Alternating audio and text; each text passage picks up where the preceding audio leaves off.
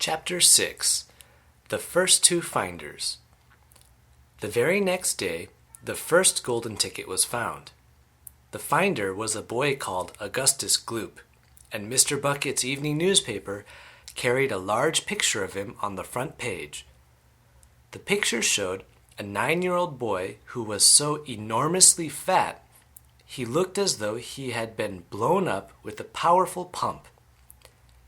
Great flabby folds of fat bulged out from every part of his body.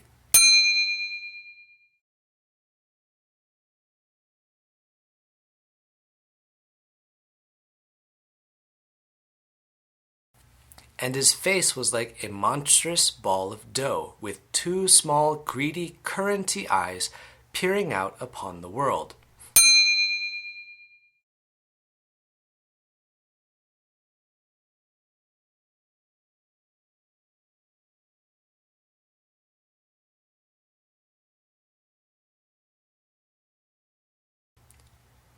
The town in which Augustus Gloop lived, the newspaper said, had gone wild with excitement over their hero.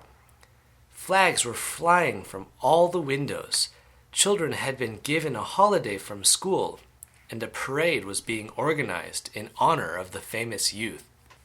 "I just knew Augustus would find a golden ticket," his mother had told the newspapermen. "He eats so many candy bars a day that it was almost impossible for him not to find one. Eating is his hobby, you know. That's all he's interested in. But still, that's better than being a hooligan and shooting off zip guns and things like that in his spare time, isn't it?"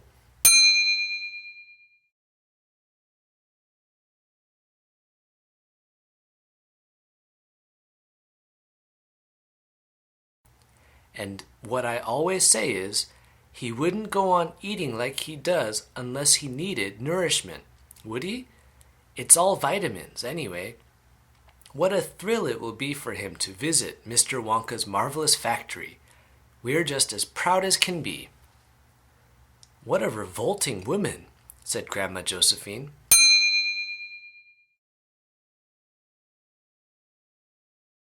"And what a repulsive boy," said Grandma Georgina.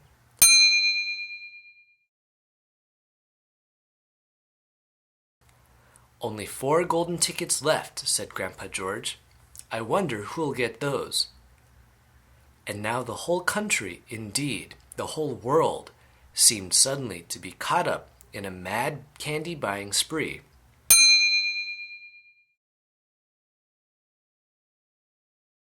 Everybody searching frantically for those precious remaining tickets.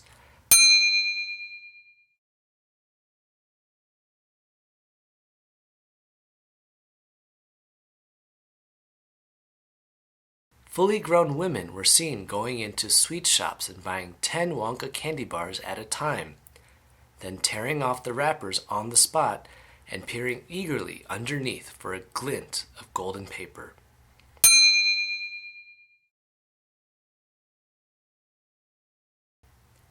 Children were taking hammers and smashing their piggy banks and running out to the shops with handfuls of money.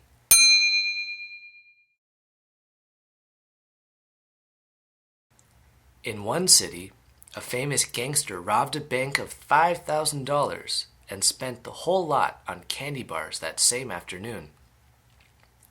And when the police entered his house to arrest him, they found him sitting on the floor amidst mountains of candy, ripping off the wrappers with the blade of a long dagger.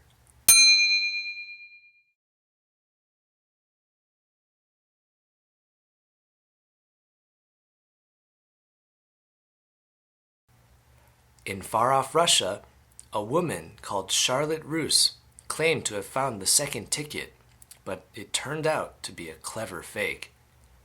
In England, the famous scientist Professor Foulbody invented a machine which would tell you at once, without opening the wrapper of a candy bar, whether or not there was a golden ticket hidden underneath it. The machine had a mechanical arm that shot out with tremendous force and grabbed hold of anything that had the slightest bit of gold inside it, and for a moment it looked like the answer to everything. But unfortunately, while the professor was showing off the machine to the public at a candy counter of a large department store, the mechanical arm shot out and made a grab for the gold filling in the back tooth of a duchess who was standing nearby.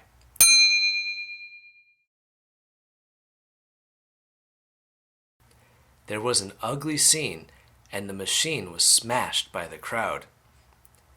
Suddenly, on the day before Charlie Bucket's birthday, the newspapers announced that the second golden ticket had been found. The lucky person was a small girl called Veruca Salt, who lived with her rich parents in a great city far away. Once again, Mr. Bucket's evening newspaper carried a big picture of the finder. She was sitting between her beaming father and mother in the living room of their house,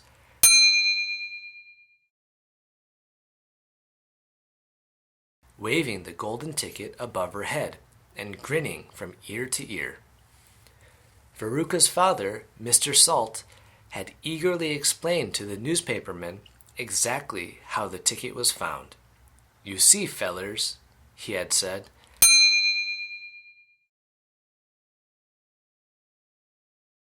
"as soon as my little girl told me that she simply had to have one of those golden tickets, I went out into the town and started buying up all the Wonka candy bars I could lay my hands on. Thousands of them. I must have bought hundreds of thousands. Then I had them loaded onto trucks and sent directly to my factory.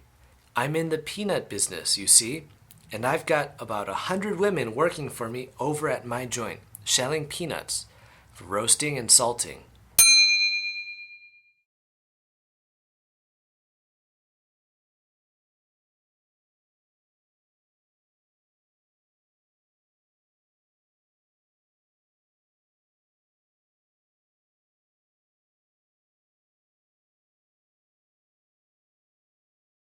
That's what they do all day long. Those women, they sit there shelling peanuts. So I'd say to them, 'Okay, girls,' I says, 'from now on, you can stop shelling peanuts and start shelling the wrappers off these crazy candy bars instead.' And they did. I had every worker in the place yanking the paper off those bars of chocolate full speed ahead from morning till night.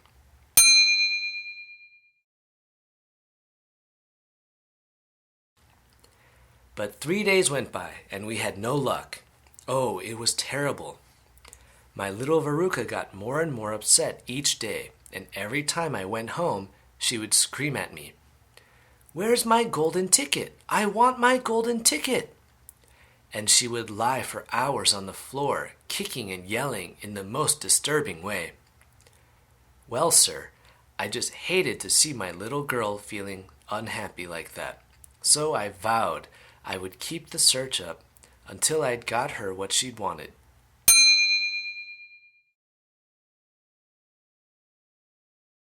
Then suddenly, on the evening of the 4th day, one of my women workers yelled, 'I've got it, a golden ticket!' And I said, 'Give it to me quick,' and she did. And I rushed it home and gave it to my darling Veruca, and now she's all smiles, and we can have a happy home once again." "That's even worse than the fat boy," said Grandma Josephine. "She needs a real good spanking," said Grandma Georgina.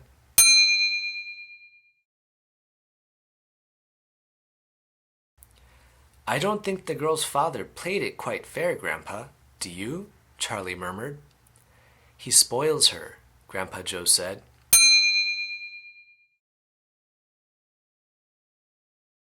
"And no good can ever come from spoiling a child like that, Charlie. You mark my words." "Come to bed, my darling," said Charlie's mother. "Tomorrow's your birthday, don't forget that. So I expect you'll be up early to open your present." "A Wonka Candy Bar!" cried Charlie. "It is a Wonka Candy Bar, isn't it?" "Yes, my love," his mother said. "Of course it is." "Oh, wouldn't it be wonderful if I found the third golden ticket inside it?" Charlie said. "Bring it in here when you get it," Grandpa Joe said. "Then we can all watch you taking off the wrapper."